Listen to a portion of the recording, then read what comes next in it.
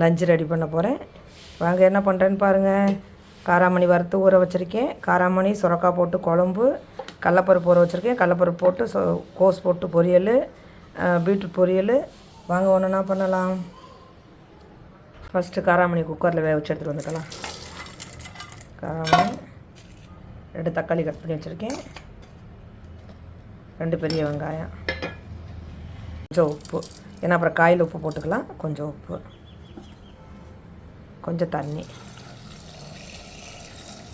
ஒரு 3 விசில் வச்சு எடுத்துகிட்டு வந்துக்கலாம். 3 ஸ்பூன் எண்ணெய் விட்டுக்கலாம்.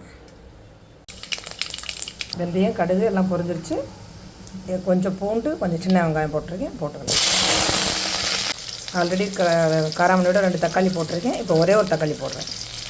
வெங்காயம் தக்காளி நல்லா வதங்கிடுச்சு. காய் போட்டுக்கலாம். இப்போ கொஞ்சம் உப்பு போடுறோம்.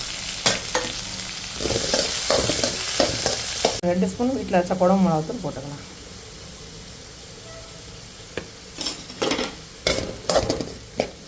அளவு புளி கரைச்சி வச்சுருக்கேன், ஊற்றிக்கலாம். காய் வெந்துருச்சு. நம்ம வேக வச்ச காராமணியை கொட்டிக்கலாம். குழம்பு ரெடி ஆயிடுச்சு. கருவேப்பிலை கொத்தமல்லி போட்டு ஆஃப் பண்ணிக்கலாம். என்னோடய மெத்தடில் பண்ணியிருக்கேன், ட்ரை பண்ணி பாருங்கள்.